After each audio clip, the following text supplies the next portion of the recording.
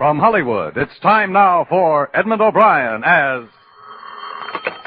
Johnny Dollar. Johnny, Bob Hall at Plymouth. We've got a bad thing down here. Oh, what's that? One of our company investigators has been killed. I think you knew him, Gene Reimer. Gene Reimer is dead. Yeah, shot to death. We learned of it this morning. Sent him down to Charleston to look into a murder. Does his wife know yet? She was with him. I mean, she went to Charleston with him. We want to put somebody right on it, Johnny. That's why I called. Oh, sure, Bob. I'll come right over and get the rest of the story from you.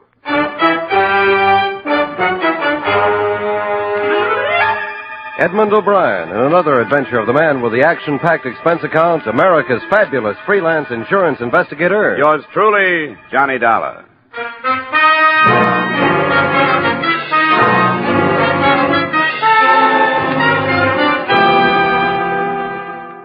Expense account submitted by Special Investigator Johnny Dollar to Home Office, Plymouth Insurance Company, Hartford, Connecticut. The following is an accounting of expenditures during my investigation of the Leland Blackburn matter. Expense account item 1, $250 cab fare from my apartment to the Plymouth building. Hey, Johnny. Yeah? Oh, hi, Merle. What are you doing down here? The Gene Reimer shooting. I wondered if you'd heard. He talks a lot about you. You were good friends. We learned the business together in the Pinkerton agency. Almost opened our own office. It didn't pan out. I wish it had. We're going to miss him around here. He was a great guy. Yeah. Well, Bob Hall's waiting for me, Merle. I'd better get in there. Sure. Good luck, Johnny. Oh, Mr. Dollar, he's waiting for you. You can go right in. Thanks. How are you, Bob? Thanks for coming right over, Johnny. Wouldn't have blamed you if you turned it down. Forget it. I feel pretty awful about it. I gave the case to Gene myself. He wasn't up for one, but there would have been some extra money for him. I knew he needed it. He didn't have to take the case. He didn't have to earn a living this way. It's a funny thing for you to say. Well, there's no other way to look at it. You can't hunt trouble forever without finally running into some. I got the idea that you were his friend. I was. But you aren't hiring a friend, Bob. You're hiring an investigator. If you want me to go to work on this, I'd better get some facts. I don't understand you. What about the case he was on? You said it was murder? A policyholder named Leland Blackburn was bludgeoned to death in his home. How long had Gene been on it? Less than a week, 5 days. Had he sent in any report on what he'd learned? No, he hadn't. Is that all? That's all I know. He was staying at the Hotel Lee. His wife is still there. As I said, she'd been with him. I suggest you talk to her first. I will. I'll leave as soon as I can get plane space. All right, Johnny. Good luck.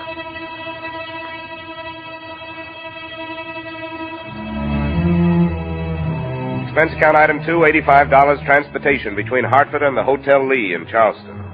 It was 8:30 p.m. by the time I checked in, and my first move was to the phone. Yes? This is Johnny, Barbara. Johnny, where are you? The floor above you. The Plymouth company sent me down to look into Gene's death. Oh, I'm glad you're here, Johnny.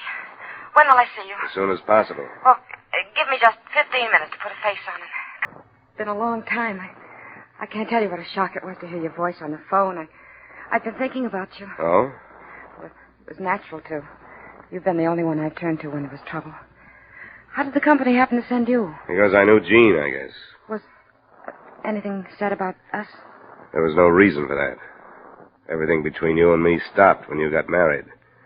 We'd better keep it that way now. Sure. It was a beautiful marriage all the way around. I told you it would be. You remember that? Yes. That there was a side of Gene Reimer that hardly anybody knew. You didn't believe me. I learned to. And you made some pretty serious statements to me after you did. I want to get that off my chest before we go any farther. I don't know how many times you told me that you were afraid you were going to kill him for what he'd done to you. And you meant it, didn't you? Johnny. The last time was less than a month ago. You don't think I killed him? I remember what you said. Johnny, don't. Why did you come to Charleston with him? Because he made me come. Why? Because it... I don't want to tell you. Why not? It doesn't have anything to do with what happened. Then you shouldn't mind telling me. He found out about somebody I'd been seeing in Hartford. I know it sounds cheap, but you must realize... Never mind that. Gene brought you down here to keep you away from this guy. Yes. Johnny, you can't think I killed him. I hope you didn't. For old time's sake, I'd hate to learn that you did. They were good times, Johnny. What do you know about the case Gene was working on? Nothing. He never talked about any of them. Well, I'll start on it tomorrow. Good night, Barbara. Expense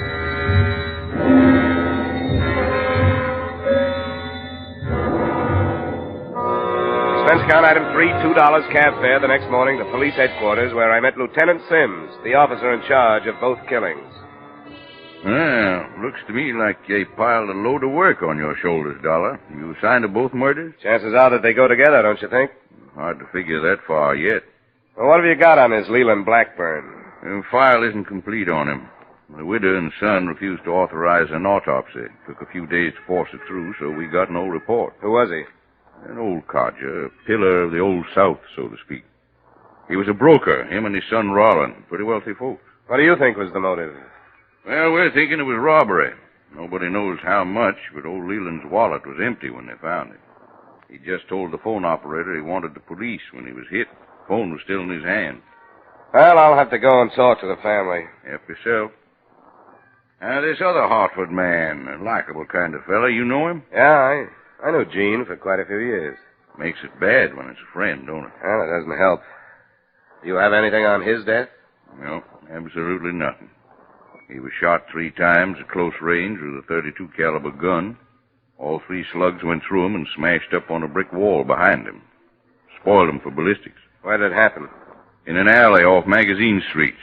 And that's why we can't figure any connection between that shooting and the Blackburn killing. You know this town? No. Why, I know Blackburn had set foot in that Magazine Street section. They live at the other end of the town, south of Broad Street. That's a whole lot closer to heaven, I can tell you that. Yeah. Well, thanks a lot, Lieutenant. Looks like I've got a lot of cold trail to follow, so I'd better get moving.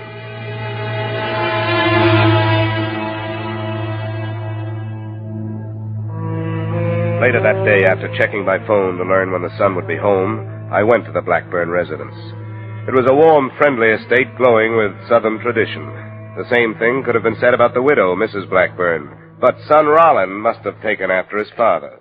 What I resent most of all is that you are here simply because you suspect either Mother or me or both of us of nefarious plot. Now, Rollin. Isn't that right? Murder is a hard thing to ignore, Mr. Blackburn. I am not ignoring it, but I believe our local police are quite able to do what must be done.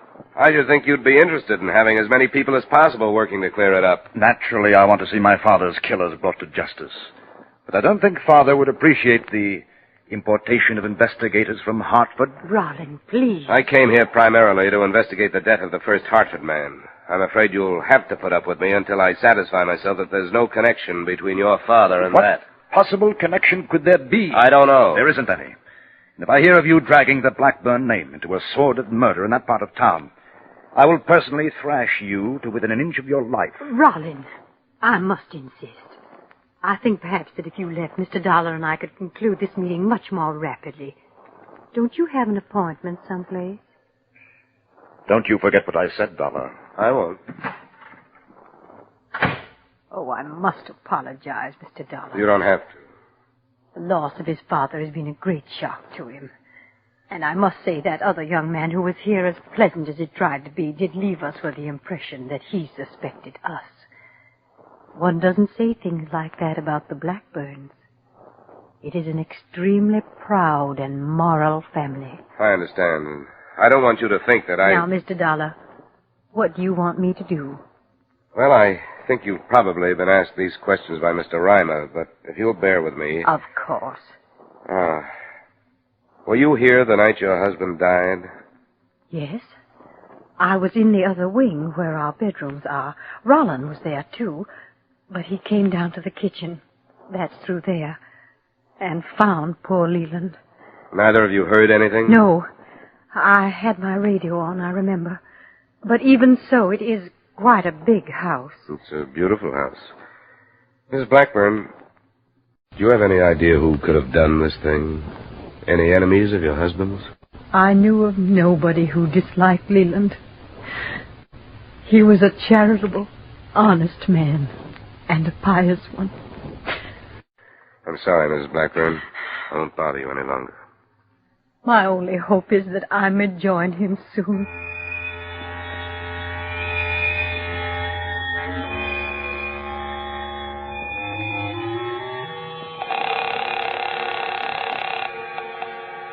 Lieutenant Sims. This is Dollar, Lieutenant. Oh, yeah. What have you been up to? I went out to see the Blackburns.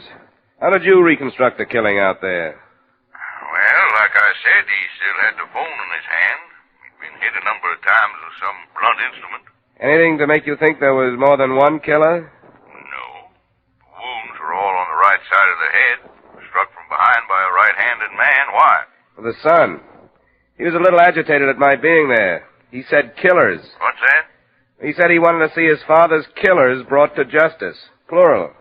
What would make him say a thing like that? I don't know. Well, as it stands, it's not worth anything as evidence, but I thought I'd tell you.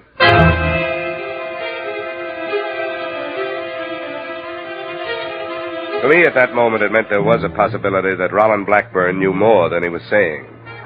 I spent another 2 hours trying to find something to strengthen that possibility, the financial condition of both the family and their brokerage firm.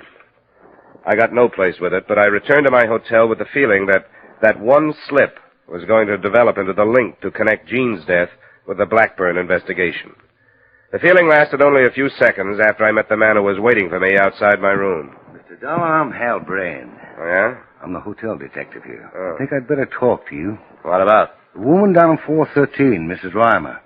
How'd you find out about me? I've been keeping my eye on her. I saw you go to see her and checked on you. I had an idea that insurance company would send somebody else. Why have you been watching her? Her husband paid me to. I guess there was something wrong between them. Yeah. A man showed up to see her the day the husband was killed. I didn't get a chance to tell him, but I thought I ought to tell you. Who is he? Richards is his name. George. He's in the Clemens Hotel up the street. He checked in from Hartford, too.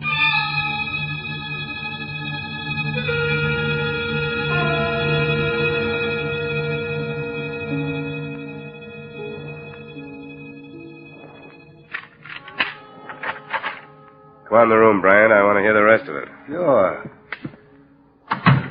There isn't much more. This Richard showed up at the Reimer room about 1 in the afternoon. Reimer was out, so I didn't get to him. And then he was shot that night about 10. Maybe it don't mean anything. You know where Richards is now? He checked out this afternoon, took the 540 plane to New York.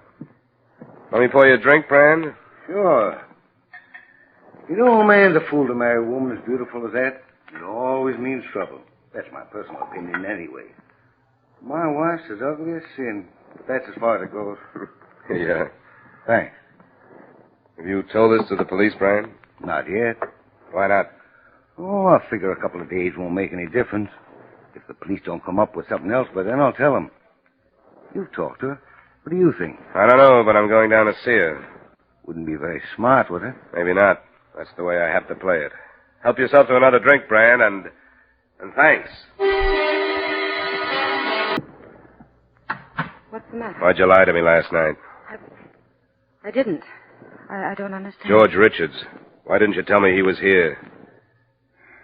How did you find out? He was seen coming to this room. Why didn't you tell me? I was afraid to. Yeah, that I believe. I put myself out on a limb for you today because I thought there was a chance you wouldn't lie to me. I withheld information. They want a motive for Jean's murder, and I didn't mention you. I didn't kill him. That doesn't mean anything now that there's Richards. I didn't know he was here until I opened that door. He stayed here 10 minutes, and I made him leave. I told him to go back home or there'd be real trouble. He didn't leave until this afternoon. I didn't know that. Johnny, I know I should have told you last night. I've always trusted you, but I knew how bad the situation would look, and I just prayed that nobody would know George was here. You weren't covering up for him? No, I didn't know, Johnny. I didn't know he was still here. Quit it, will you? Come on, sit down, get a hold of yourself. Look, I want to believe you, Barbara, you know that. But it doesn't make any difference now whether I do or not. The police are going to learn about Richards. Are you going to tell them? I imagine they'll tell me. But I can't hold back anymore. And with the answers I'll have to give them, they can probably indict you for murder, or at least accessory with Richards. I didn't kill him. I don't know anything about it. Stop it. I don't need hysterics. I need proof. How can you prove to me that you knew nothing about it? I don't know. Would Richards have done it alone? No. How can you prove that? It's a thing I know. I can't use things you know. I need people and statements. People who will swear that they saw you at the time Jean Reimer was killed. People who will swear they saw Richards. It was 9 o'clock. I was here. I can check that. That's all I know. Johnny, stop. Please stop. I can't stand any more. All right, Angel. I'll stop.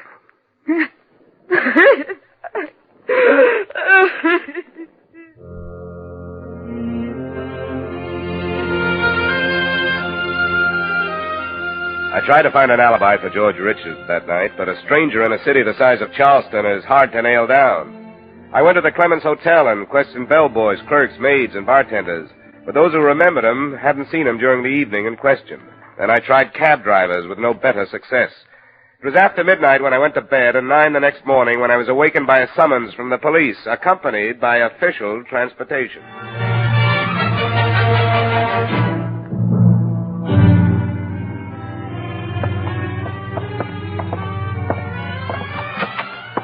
Here he is, Lieutenant. Thanks, Sergeant. You can wait outside. Yes. Sit down, Dollar. Thanks. I had an interesting chat with the hotel detective where you were stopping. Oh, I'm not surprised, Lieutenant. What's the matter with you, son? You put yourself in a pretty darn serious position by holding back information from me. Why'd you do it? I'm not sure. You admitted knowing that Gene Reimer. Why didn't you tell me then that you knew about trouble between him and his wife? Well, I wanted to check the other angles first, the Blackburn investigation. How bad was this trouble? Pretty bad. Reimer had a mean streak that didn't show except to his closest friends and intimates. You'd say he did her bodily harm? Yep, lots of it. How'd you find out? From her? How well did you know her? I knew her before they were married. In love with her by any chance? If I had been, I would have married her. I know what you're driving at, Lieutenant, the possibility that I came down here to protect her from a murder charge. Well, that's half true. What's that? She's been my friend. I didn't want to see her pulled in if she wasn't mixed up in it. You don't think she was? I'll have to leave that for you. I know she had a motive, and to make it better, a possible accomplice turns up. But so far, it's all circumstantial. And we put a searcher out on this man, Richards. That's how good them circumstances look to us. Sure. And I'll bet I can reconstruct your reconstruction. A phony tip to Reimer on how to crack the Blackburn thing, an appointment on Magazine Street, and the payoff. Huh? You break that down? No, and I tried. Barbara has an alibi, but Richards hasn't. Well, I gotta have somebody for that killing, Dollar. I'm going to bring her in. I'm surprised you haven't already. I want to talk to you first. I want you to stay here while I talk to her. Why? Why, you think she'll break down because of me? What's the matter with that board? I'll be right back. I gotta go get a man to pick her up.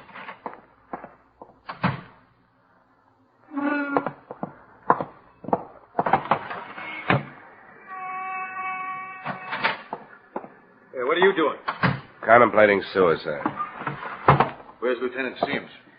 Just went out the other door. I'll be right back. Hey, you finally got the autopsy report on old man Blackburn. You sound as if you really didn't believe he was dead. Oh, no, he's dead all right. What is it, Sergeant? The Blackburn autopsy report. Yeah, look here. Well, I'll be narcotics user. The press has been waiting for this, Lieutenant. And they've got a right to it. No, wait. Don't give it to them yet. This has been pretty hard on that family. Hold on to it. No use dragging them through any more mud. At least till the federal men go to work on it. All right, sir. She'll be here in a few minutes, Dollar, so relax. I gotta run through a few reports while we wait. It was hardly the time for relaxation, but I tried. We sat through an hour of questions to which there was no provable answers. And at the end of it, Barbara Reimer was booked on suspicion of murder, and I was released on bail, charged with suspicion of being accessory after the fact. I had only one place to go. Good afternoon, Mrs. Blackburn. Good afternoon. I'm Mr. Dollar. You remember me? Of course I do. I wasn't expecting you. I'm sorry I didn't have time to phone. May I come in? Yes? Your son at home? No, he's at the office. What is it, Mr. Dollar? A girl has been arrested because the police think she killed Mr. Reimer, the other man from Hartford. Oh, I didn't know. I don't think she did it. I don't think I understand, Mr. Dollar. Why have you come here? Because I think you know she didn't do it, Mrs. Blackburn. Mr. Dollar. Could we sit down someplace? Yes. In the drawing room. Now, if you please, sir, what is the meaning of this? Why did you refuse to allow an autopsy to be performed on your husband? Because I believe it to be a revolting and savage practice. A mental torture that no one has the right to ask the survivors to experience. I will not condone it. Usually laws are stronger than human feelings. Do you know that one had been performed? I refused. Oh, Roland told me there was nothing to fear. He was wrong.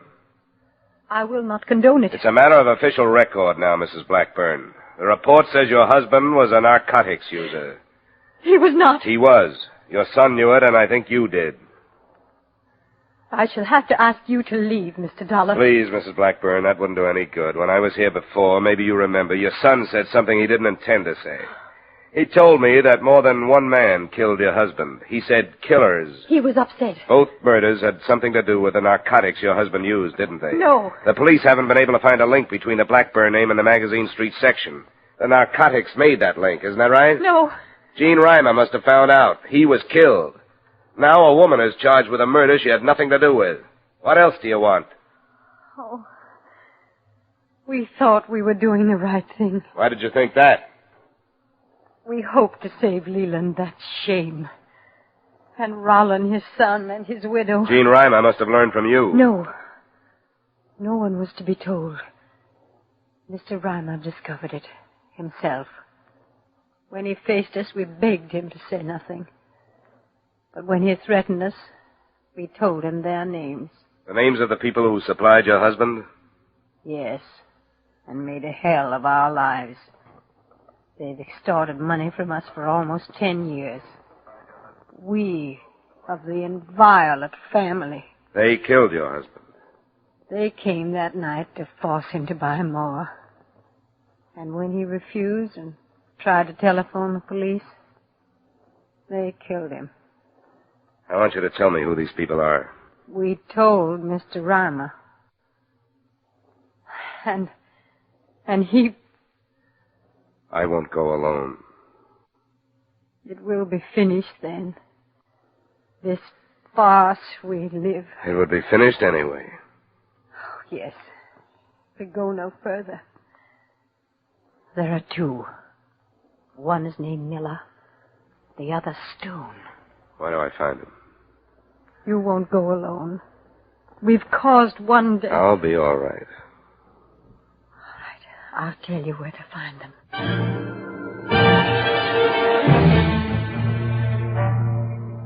I hadn't planned to go alone, but on the way I began to wonder if the time I spent interesting the police wouldn't be used by Mrs. Blackburn to warn the two men whose capture would put the finish to the family reputation. So I didn't contact Lieutenant Sims. Instead, I stopped by my hotel to pick up an automatic and cab to the Magazine Street address by myself. This is the place. I'd take it easy up there if I was you. Thanks, I will. Here you are. Thank you, sir.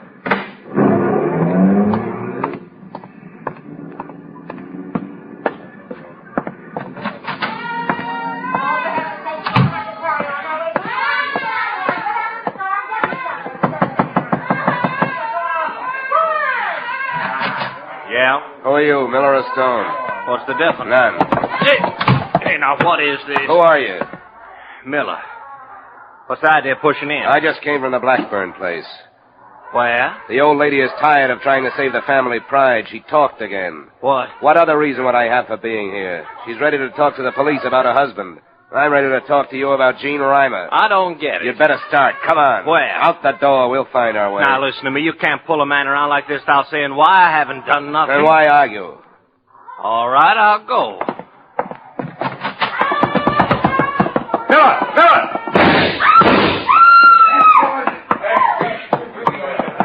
Miller?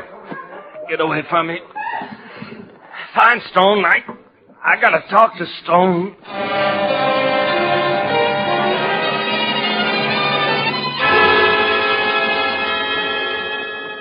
He did get a chance to talk to Stone, but not before Lieutenant Sims heard him out and added his statement and added the surviving Blackburns, which cleared Barbara Reimer and yours truly. Expense account item 3, $110, miscellaneous expenses in Charleston. Item 4, same as item 2, transportation back to Hartford, expense account total. Oh, excuse me. Yeah? Hello, Johnny. Oh. Hi, Barbara. I thought you were coming over. It's after 4. Well, as a matter of fact, I was just going to phone. I can't make it. What's the matter, Johnny? I've got another case. What's the matter, Johnny? I have to earn a living. All right. You know where to find me if you want to. Yeah. Yeah, I'll try to call you when I get back to town. Okay? Goodbye. Expense account total, $345.75. Remarks? This was a fairly personal assignment, and it brings to mind a fairly personal observation. Cops, private or otherwise, should never marry. They're lousy husbands because they're away from home so much. But more important, they leave too many widows. Yours truly, Johnny Dollar.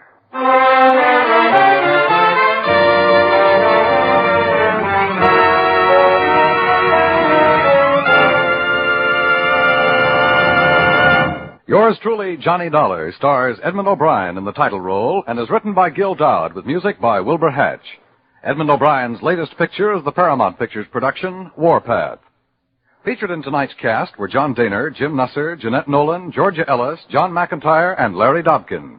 Yours truly, Johnny Dollar, is transcribed in Hollywood by Jaime Del Valle.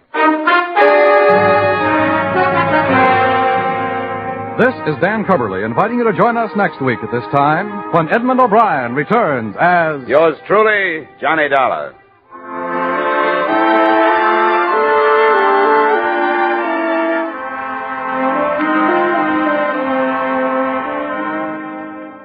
You can sing it again on CBS tonight for a whole hour of fun-packed, music-packed entertainment. And maybe Dan Seymour will be calling you to solve one of the tuneful little riddle songs that lead to a chance at radio's largest cash jackpot, $5,000, plus $10,000 more in wonderful prizes. Alan Dale, Judy Lynn, Bob Howard, the Riddlers, and Ray Bloch's orchestra are on hand to sing and play the riddle tunes leading up to Dan Seymour's coast-to-coast calls. Be listening again later tonight when Sing It Again comes along on most of these same CBS stations. Now stay tuned for Von Monroe's Caravan, which follows immediately on most of these same CBS stations.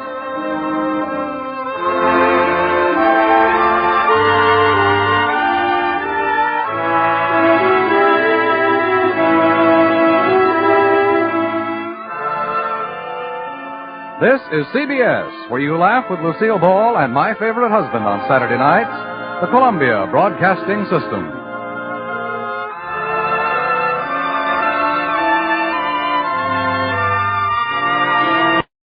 From Hollywood, it's time now for... Johnny Dollar. Hiya, boy. Vic Carson in Hartford. Say, things are really opening up out there on the coast, huh? So, you read the papers. Quite a surprise, learning that Mavis Gale was married to that penny arcade operator Barney Slade. She'd been married to Tom Sanford. Sure, silent film actor. Only it turns out he and Slade are the same man. Really something, isn't it? Yeah, well... Here, Sanford's supposed to be dead for 27 years, and all the time he's living down there in Ocean Park, and she didn't know about it. So she said. Only somebody saw her hanging around the arcade 2 nights before Slade's murder, Vic. What? Well, what does she have to say about that? She wasn't around when the police went out to her place a little while ago. No one knows where she is. Look, have you been able to get an angle on those photographs of hers in Slade's apartment? Why the killer drew those question marks over them? No. And we haven't found out why the killer copped a half a dozen of the photos either. Photographs of who? How should I know? They're gone. Well, maybe they're important. No. Look, I'm on the trail of a character called the Preacher. If I find him, I may find some answers. Well, according to the papers, Johnny, are you sore about something? Yeah, Vic, I'm sore. Better read my report.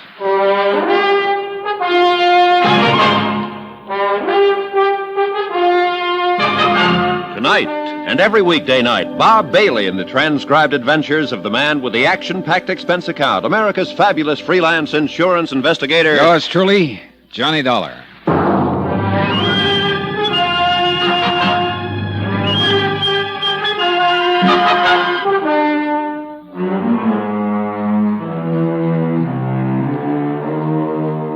Expense account submitted by Special Investigator Johnny Dollar, location Ocean Park, California.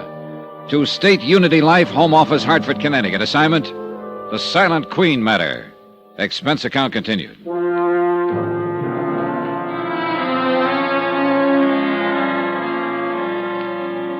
Item 9, 55 cents, 1 scotch and soda at a local pub. This was right after I talked with you, Vic. Yeah, I guess I was a little sore. Maybe it was because of that phone call earlier from Sergeant McKay, when he told me that old-time screen star Mavis Gale had been seen hanging around the arcade where Slade was murdered. Okay, so Mavis Gale was in line to receive $25,000 as the beneficiary of Slade's insurance policy. I suppose he figured I was itching to get something on her so the insurance company wouldn't have to pay off. I downed the rest of my drink and walked over to the Penny Arcade in the Ocean Park amusement zone. Hi, you back again? Yeah, I'm back again, Twyla. If you're looking for Sergeant McKay, he's... You sure about what you told him? That you saw Mavis Gale in here several nights ago? I'm sure. Recognize her picture in the morning paper. Well, you didn't volunteer this information to McKay until this afternoon. I sleep late. Okay. So Tuesday night, Mavis Gale showed up. Around 8, you said. Well, I couldn't swear to the time. It was around then. Well, exactly what did she do? I told the sergeant. Well, tell me. When I first noticed her, she was standing just inside the front door, like maybe she was waiting for somebody. Was Barney here in the arcade at the time? Well, Barney was back there at that test your strength machine. It was busted. And I was helping fix it. Oh, hiya, Mr. Jessup. Evening, Mr. Dollar. Evening, Twyla. Hi. Yeah, Mr. Dollar, Frank here's pretty good with electrical stuff. So? So I helped Barney fix the machine. Look, Twyla, I mean, what happened then? What did Mavis do? Well, she waited around another 10 minutes maybe and then beat it. Did Barney see her? Did he, Frank? You mean Mavis Gale was in here the night he was fixing the machine? So Twyla says. Do you think he noticed her, Mr. Jessup? Kind of hard for me to say, Mr. Dollar. We was both pretty busy fooling with that machine. I didn't notice her, that's for sure. Look, Mr. Dollar, don't you believe I saw this Gale Dane here? You need half a dozen witnesses. Okay, Twyla, don't get excited. Twyla, what I come in for, me and Gus are going to drive over to the mortuary, spend a little time with Barney. I know you were there. Oh, yeah, sure. Sure, I'd like to go again, Frank. I'll get one of the boys to take over the change booth for an hour or so. Thanks. And be around 8. Well, I'll see you around. Just a minute, Mr. Jessup. I'd like to ask the two of you something. Sure, go ahead. I've got a list of names here. Barney may have mentioned any one of them to you. Now, stop me if he did. Milo Martin, George Sheldon, Jarvis Pocket. Stop. Huh? Yeah, Sergeant McKay already asked us about that fella called the Preacher, too. We've never heard of him. Okay, thanks.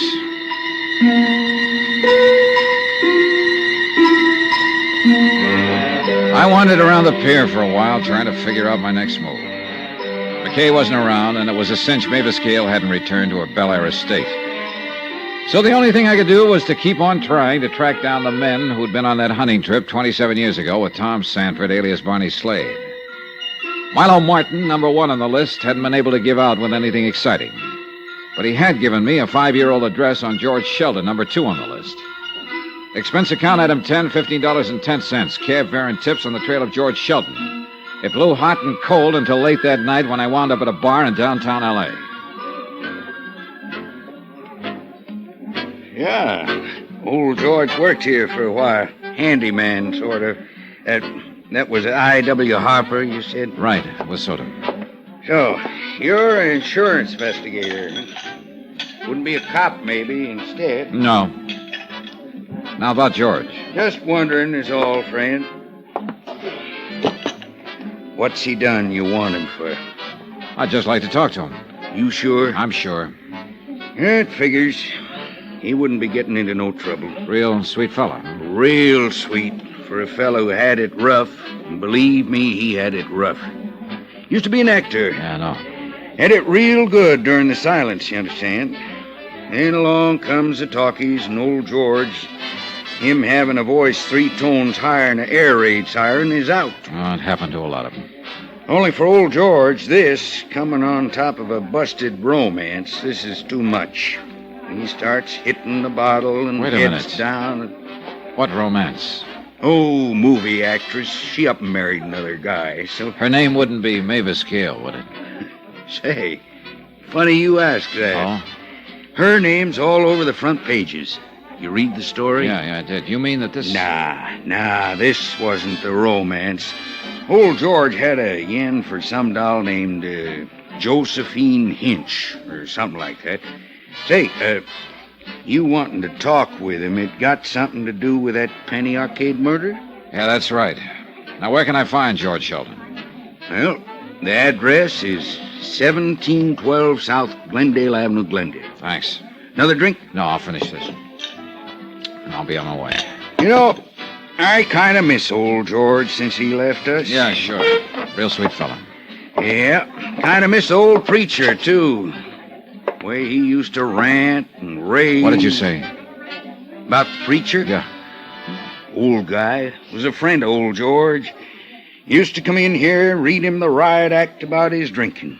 Wave his arms around and holler. Wait a minute. This preacher, what's his name? Let me see now. Kind of screwy name. I ought to remember.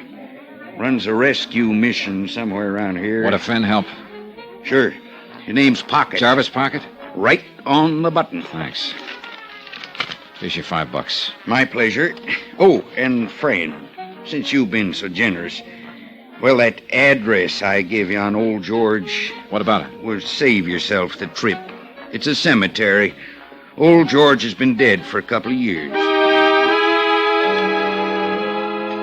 Jarvis Pocket had been number 3 on my list of the men who'd gone on that hunting trip 27 years ago, and someone had tried to murder Tom Sanford but got killed instead. Now that it turned out he was also the preacher I'd been looking for, well, that could turn into a big break. Expense account items 11 and 12, $6 even, tip to above-mentioned bartender, and cab fare around L.A.'s Skid Row looking for the rescue mission. It was a neat-looking affair. All the lights in the main hall were on, and as usual, the place was open for business. Seek and ye shall find. So, my brother, seek ye the way of the Lord, for along that way lies... There was a good crowd on hand. I eased into a seat alongside a bleary-eyed pilgrim who reeked of bad sherry. Let his light show I looked you around. the way, O my brothers. The bottom of the barrel was here. Repent your sins and put down that bottle. The brothers were listening to the good man up front, but they weren't really tuned in. They were just waiting for a bowl of soup and a place to flop. Peace, peace, my brothers. In him alone is your salvation and your hope of everlasting life. Open your hearts to eternal joy, and the glory shall be yours. We will now sing hymn number 32. When the singing was over, I got caught in the crush, and the next thing I knew, I was holding a bowl of lentil soup in my hand, and I realized I hadn't eaten all day.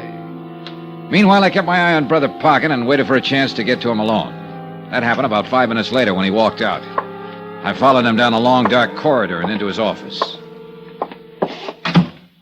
Please sit down, young man. Thanks. My name is Johnny Dollar, Brother Pocket. I'm an insurance investigator. Oh. Frankly, I thought you were a policeman when I saw you out there seated with my flock. Been expecting the law? Yes. Excuse me.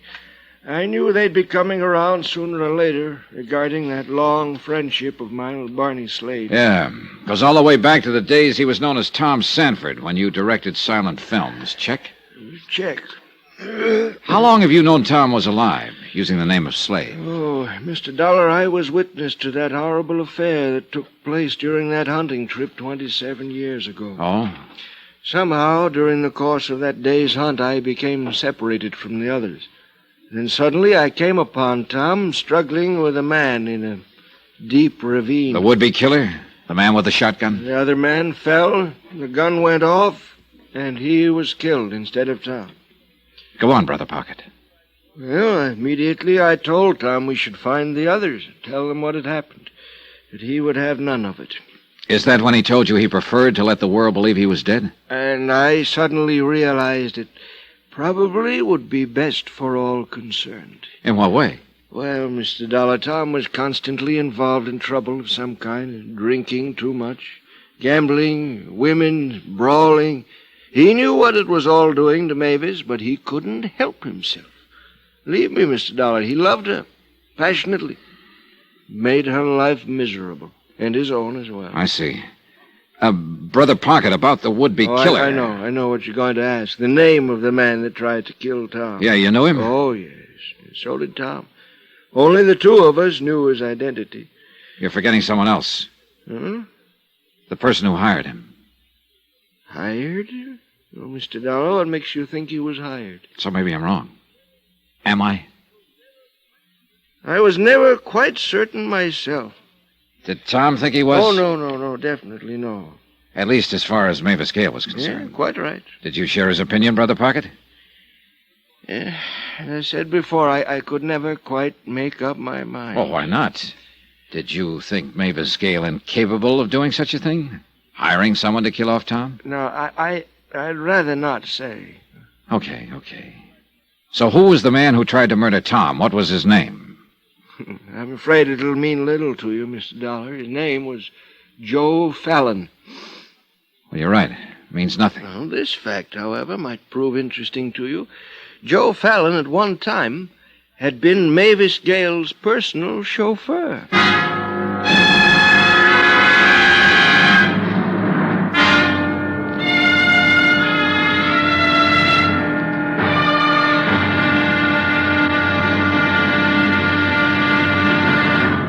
Now, here's our star to tell you about tomorrow's episode of this week's story. Tomorrow, audience with the Queen and a brush with the killer.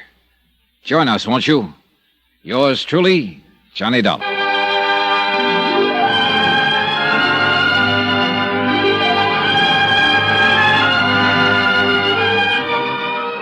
Yours truly, Johnny Dollar, starring Bob Bailey, is transcribed in Hollywood.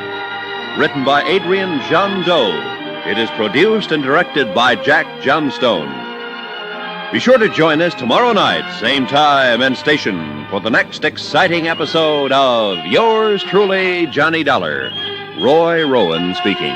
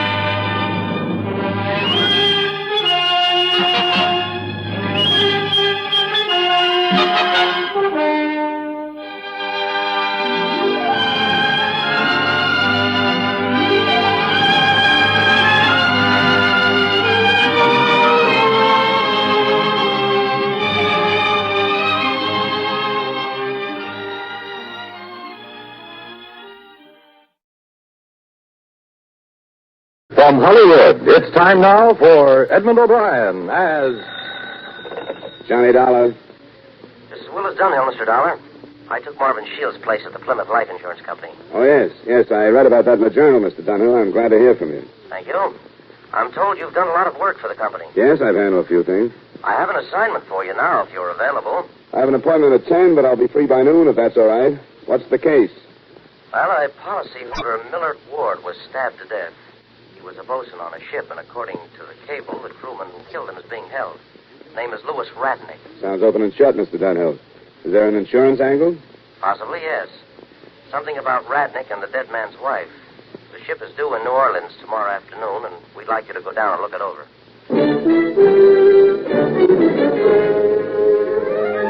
Edmund O'Brien in a transcribed adventure of the man with the action-packed expense account. America's fabulous freelance insurance investigator. Yours truly, Johnny Dollar.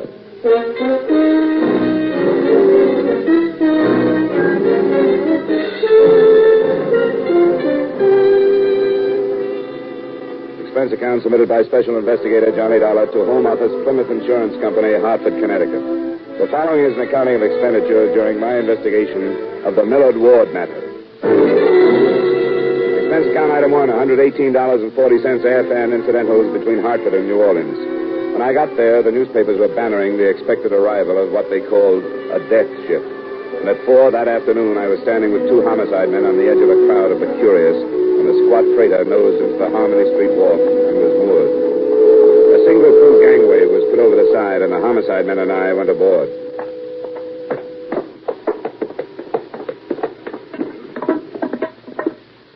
I'm Lieutenant Tracy, New Orleans Police.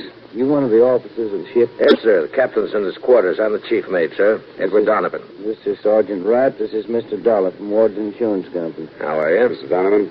I guess you know how it goes. Ward's body's in the isolation room in the hospital, and Louis Radnick's in the brig. What about the knife that was used? We, left it where it was. In the body? Yes, sir. You want to talk to Radnick? I planned on waiting until we got him ashore. What about you, Don? I guess it's not important now, but I would like to see where it happened. Sure, it's just forward here in the forepeak. Let's take a look, then. Will you stay by the gangway right? Wagon should be here any time. Which way is it? Up here, sir. Ship's plenty messy, but we put the men in their quarters until this was taken off our hands. What does Radnick have to say about it, Mr. Donovan? Nothing. He wouldn't open his peep after it happened, and hasn't since. Hasn't said a word. Must have said something. No, nothing that wasn't out and out evasive. Happened during my watch, 4 to 8. Ward had some men up here on this deck. This was last Saturday morning? Yes, sir. They were chipping and red lead and some rust, and Ward took Radnick into the forepeak to get some more paint. Radnick came out alone and fell to again without saying anything. Then when somebody asked him, he said Ward must have stayed below. It's right down here. How long was that after Radnick came out, do you know? Oh, about 20 minutes is as close as we could come. When was Ward found, then? It wasn't for about 40 minutes. You know how men are. They figured they could take it easy as long as the bosun was out of sight. The ship's carpenter finally showed up and asked where he was. He found him and reported to me. You want to go down now? Yeah, I think we better look at him. Well, watch the ladder. Huh? It's pretty sheer. I'll go and get some lights on. Go ahead, Lieutenant. No, thanks.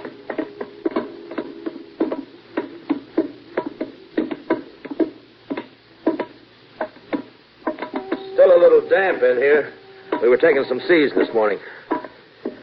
Now this is where it happened. He was lying across here. Mm-hmm. Where was his head? Well, his head was right here, his feet over there. He was lying on his side, and the knife was in his chest. Did Radnick admit that the knife was here? It wasn't his. We stored the twine and rope down here and kept the knife handy. Well, Radnick admitted being here with Ward, didn't he? He didn't say it, but we all knew he was. I tell you, he didn't say anything. When I asked him, he said, he's dead, isn't he? If you think I killed him, lock me up and leave me alone. I'll talk to the police when I get ashore.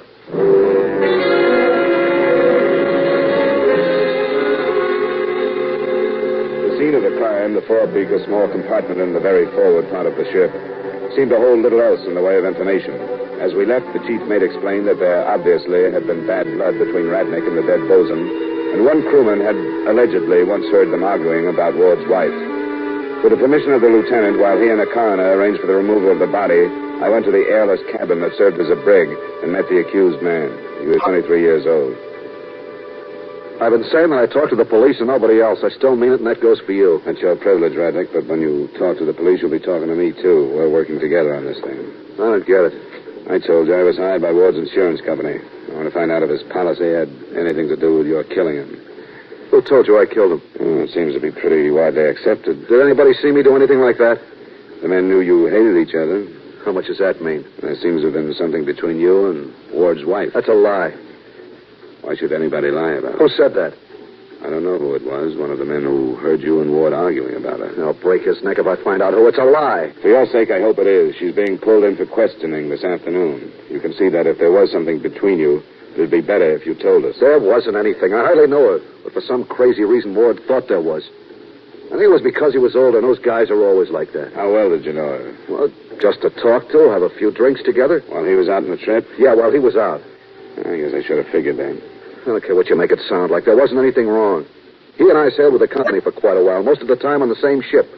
Early this summer, I got sick and missed a trip. That's when I met her. Where? In a bar. But there wasn't ever anything between us. Ward never would believe it, but it's true. What made Ward think you did? I don't know. I tried to find out who was talking to him, but he'd never say. Somebody in the bar where you say you met her? I don't know. He'd never say. Where's the bar? The International, mostly. Then there was the Oakland up on Common. Good.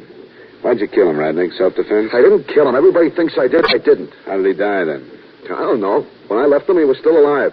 I brought a bucket of lead and went back on deck with the rest of the guys. I didn't hear that he was dead until everybody did. That's your story. It's no story. I don't have to make up a story. All I have to do is tell the truth, and that's it. If it is, you'd be better off to lie and claim self-defense. Nobody's going to buy it the way it stands now.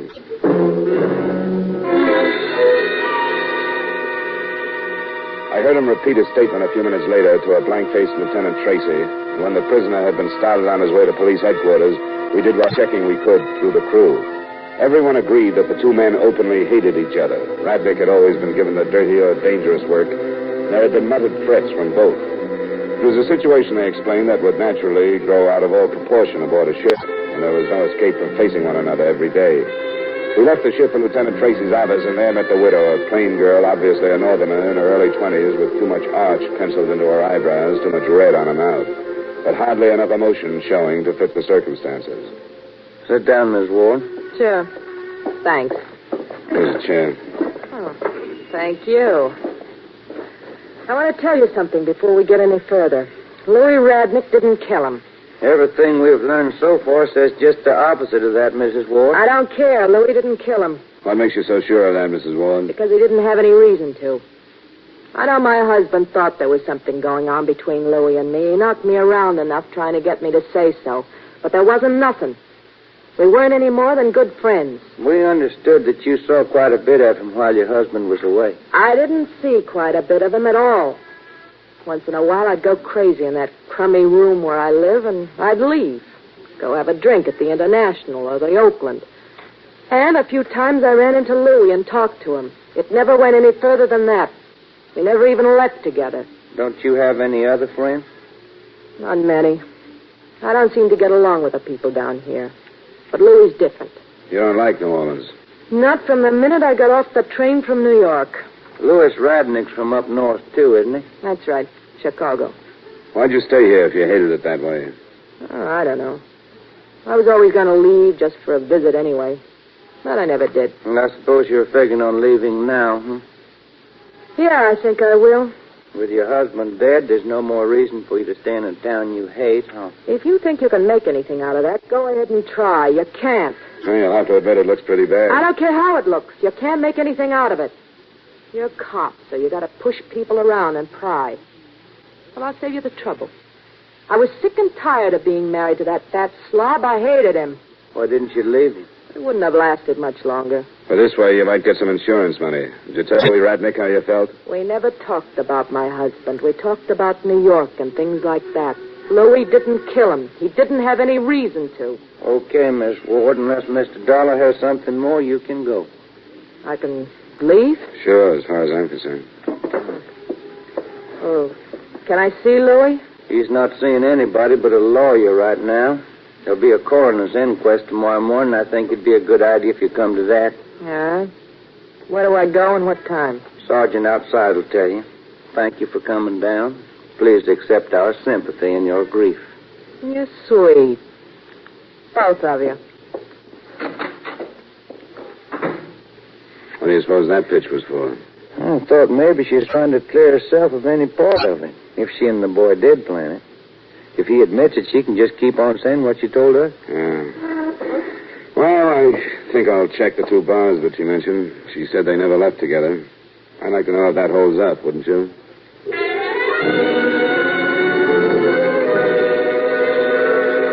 I talked to the bartenders and quite a few of the patrons at the International in the Oakland, both that afternoon and again that evening. I ran into three people who remembered Mrs. Ward and Radnick being together, and one, a waiter, was quite definite in saying he had seen them leave separately, but never together.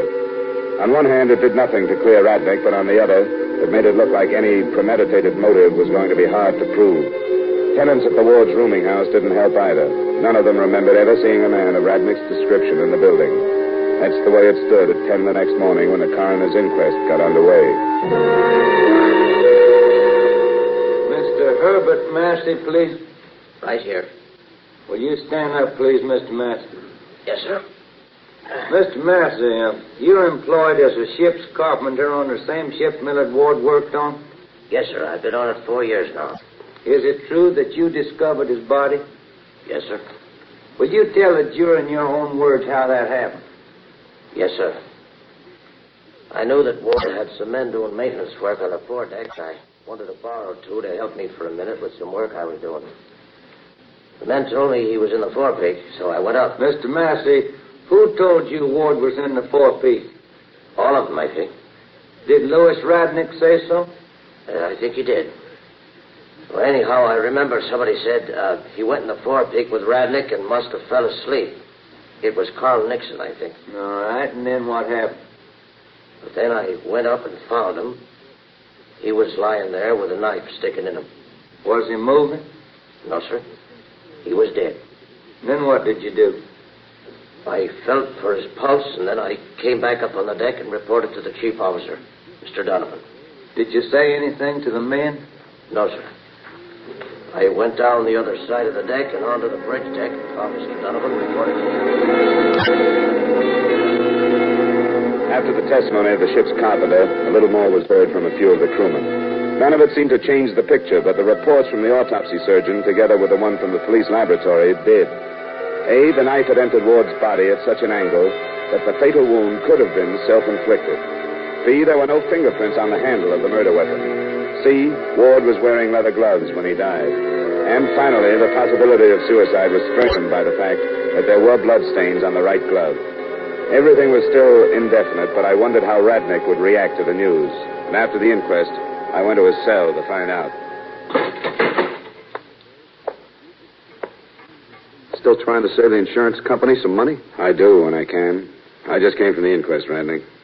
I understand I could have saved the taxpayers some money on that. How come? They don't have an inquest when there's a confession, do they? What confession, Radnick? I killed him. That's what everybody wants to hear, isn't it? Wait a minute. What brought this? I killed him because he was trying to kill me. And that's going to be my plea. I killed him in self-defense. What's the matter? Don't you like that story either?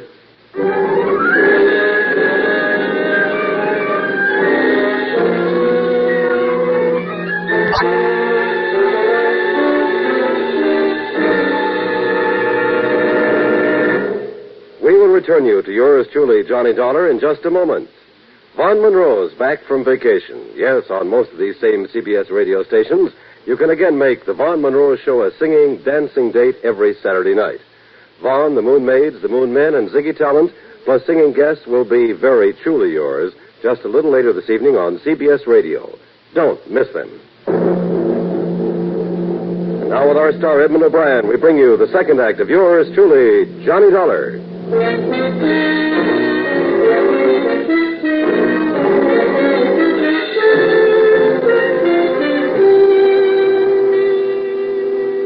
me yourself the men of the crew said we hated each other. You can ask him how that crazy guy was riding me all the time and giving me all the dirt aboard. Wait a minute, Radnick. I was a guy on the outward side when we were painting davits. He was trying to kill me then, waiting for me to fall over the side. Radnick. Well, I didn't. So he got me in the forepeak and tried to brain me. So I stuck a knife in him. It was off his head, and I had to keep him from killing me. Are you through? That's all there was to it. Why didn't you tell us this in the first place? Because I didn't want to. What made you change your mind? I got sick of lying. Have you hired a lawyer? I got a right to, haven't I? He counted all the evidence against you, figured in the fact that there wasn't an eyewitness, and decided to play it this way. Why not? Everybody knows I killed him, don't they? We want to be sure why. I told you, self-defense. What did he try to hit you with? Took a swing at me with his fist. Then he picked up a can of paint. Did he swing that at you? Yeah, he started to. Then I backed up and got the knife. Then when he swung again, I figured there was only one way to stop him, and that's what I did. Did you try to get away? He was between me and the ladder. Didn't you yell or anything? I didn't have time to think of anything like that. He'd gone off his head. Over you and his wife? Over nothing except what was going through that crazy mind of his. There wasn't anything else, nothing between her and me. But he tried to kill me, so I had to kill him to save my life. Who's your lawyer, Randy? His name's Waterman. Where'd you get him? He does a lot of work for the union. You should have stuck to business problems. What do you mean by that? I don't think you'll get to first base with the plea. Well, that's what happened. Sure. It's happened before when there weren't any witnesses. This time we're too close to a motive. I think a jury will fill in what we don't have. I guess that's a chance you got to take. I guess so. I'll see you later. That can of paint he was swinging. What did he do with it when you stabbed him? He dropped it, I guess. I wasn't noticing things like that. Okay, I just wondered. I wanted to be able to give Ward's wife all the details of your new story. She had nothing to do with it. He was crazy, that's all. He's not alone. Any sane man would have admitted a self-defense killing like you described right after it happened. And you shouldn't have wiped off the knife. I didn't wipe him. What was that? I said all I'm going to say. Now leave me alone. Sure. You better work on that story. And I don't think a new lawyer would hurt.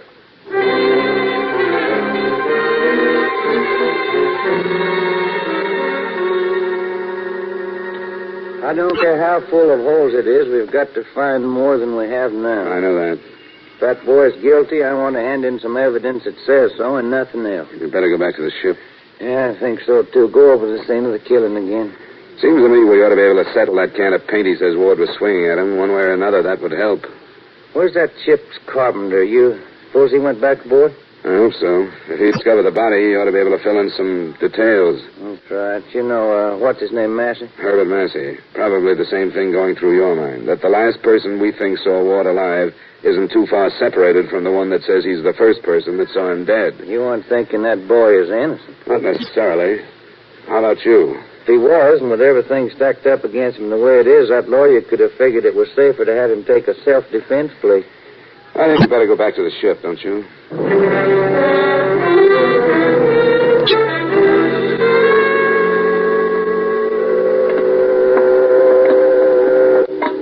This must be it. Yeah, come in. Hello, Mr. Massey. You remember me, Lieutenant Tracy? Oh, sure, from this morning at the inquest. That's right. This is Mr. Dollar, insurance investigator. Hello. How are you, Mr. Massey? We came back to talk to you, Mr. Massey, because we still don't have enough evidence to make a decent charge of murder against Radney. Well, sure, I'll do anything I can to help the police. Sit down, why don't you? Yeah, thank you. You know, all I can say is what I saw. I found Ward, that's all. Sure, we know that. But you did know that they didn't get along too well, didn't you? Well, I heard more about that after it happened than I heard before. I got my own work to do aboard. I don't work much with the crew. Afterwards, I heard them talking about it. Mr. Massey, how clearly do you remember things the morning you found Ward dead?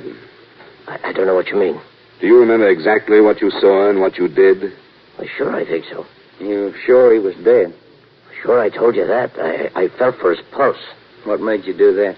Well, I don't know. I guess I just remembered. That's the way to tell. Where did you feel for it? In his throat. You remember that, huh? Yeah, sure I do. When I saw him lying there, I called his name first, and then when I saw the knife, I leaned over him and saw his eyes open. Then I felt for his pulse. How long did all this take, do you think? Oh, I don't know. Not very long. I came up on deck right away. What's so important about that? We just want to get everything straight. What can you remember about the forepeak, Mr. Massey? Was everything in order? Everything in order? I don't quite know what you mean. Well, do you remember anything unusual, anything out of place? No, I didn't notice anything. Why do you ask me that? It's important. Do you remember a can of paint rolling around on the deck?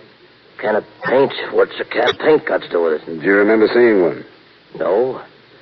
What would I be doing looking for a can of paint at a time like that? When you saw he was dead, weren't you startled and didn't you look around? I would have. No, all I thought was going to the old man or the mate and telling him. Say, why are you asking me this kind of question? We told you we don't have enough evidence against Radnick, and we thought you could help us. We've got to be sure he killed Ward. Why, sure he did. How do you know that? Oh, everybody knows it, all the men. Well, nobody saw him do it. Everybody knows there was trouble between them, don't they? Yeah. Everybody knows they went after paint together and Ward didn't come out. And then you went in, and when you come out, that's when it turned out that Ward was dead. Yeah, sure, that's right. And you didn't notice any signs of a struggle? No, I didn't notice anything but Ward. Well, I'll tell you the way it stands. Radnick said he didn't kill him. Well, then he must be lying. Well, that's what we thought, too. Everything that anybody said made it look like he was lying. Why, sure he is. But then he changed his story. Then he said Ward had tried to kill him and that he stabbed him in self-defense. He said Ward picked up a heavy can of paint, tried to brain him. I don't know what happened. Well, a fight like that would have been heard and there would have been things knocked around. You say you didn't notice anything and the men say they didn't hear anything. I don't know anything about that. I was on the afterdeck, so I didn't hear anything. And I didn't notice anything because I just didn't look around. We don't think there was a fight. We think either Radnick just stuck him or that somebody else killed him. Everybody knows Radnick did it. It could be that everybody just thinks he did. Everybody knew there's trouble between them. It was shaping up, so when you found Ward dead, naturally everybody thought Radnick did it. Yeah, that's right. Everybody did. You came out and told the mate you found Ward's body, and then everybody just naturally figured that Radnick had killed him. That's right. But what if he didn't, Massey? I don't know what you mean. If Radnick didn't kill him, who did? We just want to get it straight. If Radnick didn't kill him, who did? I don't know. Who else was in the forepeak? I was. That's what you mean, isn't it? I was in there. I found Ward in there. What you mean is you think if Radnick didn't kill him, I did. Isn't that right? Somebody killed him. I found him there, I tell you. He was dead when I found him. That's all I can say. It's all I know. Okay, Massey. You weren't planning on going anyplace, were you? Now, you can't arrest me. I didn't do anything. We just don't want you to leave town. We want to talk to you again if we can't build anything better against Radney.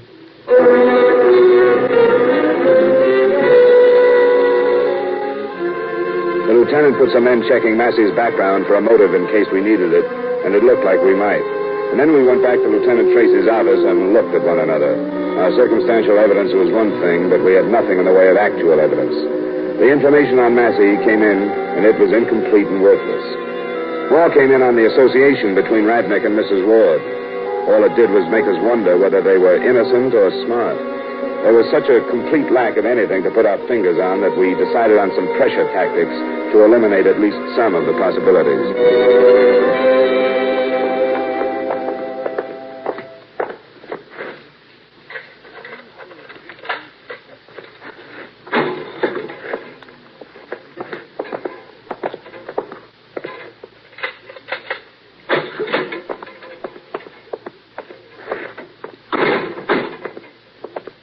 You lied to us, Rodney. We want to know why you did. I don't know what you're talking about. Why'd you give us that stuff about killing Ward? What stuff? We think you were lying. We don't think you killed him at all. Are you crazy? We think it looked so bad for you that you and that lawyer decided the best thing to do was try a self-defense plea. What are you giving me? What did you give us? You said you killed him. Everybody else said I did. That's what we've run into, too. What do you want, then? The true story. Why did you give us that self-defense pitch? Well, it was like you said. Everything was against me. We thought it was the best way to handle things. Did you really kill him, or didn't you? I'm not going to say any more until I talk to my lawyer. Why not, Radnick? We said we don't think you killed him. It's your chance. And why not talk? Because I think you got something up your sleeve. We have. We've got more than you ever thought we'd have. I don't care what you got. I told you what happened. What do you think Ward's wife told us? She had a good reason to double-cross you, Radnick. Without you, she doesn't have to split the insurance money. I don't know what you're talking about. She tried to make us think that she didn't have anything to do with it, and we let her. She tried to clear herself. She thought she was saying something else, but what she really told us was that she was tired of her husband and wanted to get away from him. Then she told us you came along. You want to see her signed statement? What did she sign? A paper that says she asked you not to do anything. But you said you were going to get rid of her husband. You're lying. I got it right here. She's a dirty, rotten liar. If she signed anything like that, she's a dirty liar. Yeah, but the state won't think so and is building a case against you. Well, it's not true. I don't care anymore because I can see that even a lawyer was wrong. I don't have a chance and I'm sick of lying. Tell us about it then. It was her. After I met her, she asked me to do it. She said, kill him. She begged me. She said with the money we'd get, we could leave New Orleans. Honest, I'm tired of lying, and this is the real truth. She said we'd go away together. I let him ride me the whole trip. And then when Ward and I were in the forepeak, it was only 2 days from home. I knew I had to do something, and I did it. He didn't attack you. You just stabbed him. I don't know what happened to me. We were there, and I knew it was my last chance. I didn't know what I was doing. I just saw a chance, and I took the knife, and I stabbed him. I wish I hadn't. You'd planned it, though, hadn't you? I wish I hadn't. I wish I'd never met her. I wish I'd never come to this town and met her. I don't know what happened to me. I don't know. I don't know.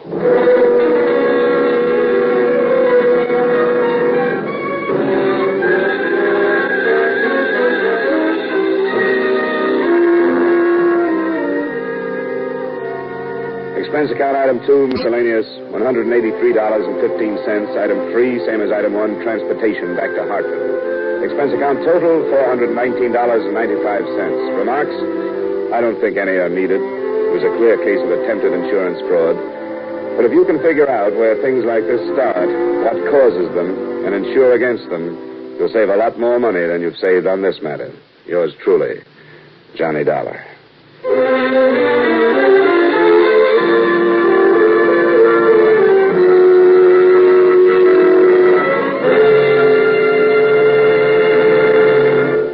Yours truly, Johnny Dollar, stars Edmund O'Brien in the title role and is written by Gil Dowd with music by Wilbur Hatch. Edmund O'Brien will soon be seen starring in the Paramount Pictures Technicolor production, Silver City. Featured in tonight's cast were Sidney Miller, Barton Yarborough, Bill Conrad, Hy Everback, and Gene Bates. Yours truly, Johnny Dollar, is transcribed in Hollywood by Jaime Del Valle.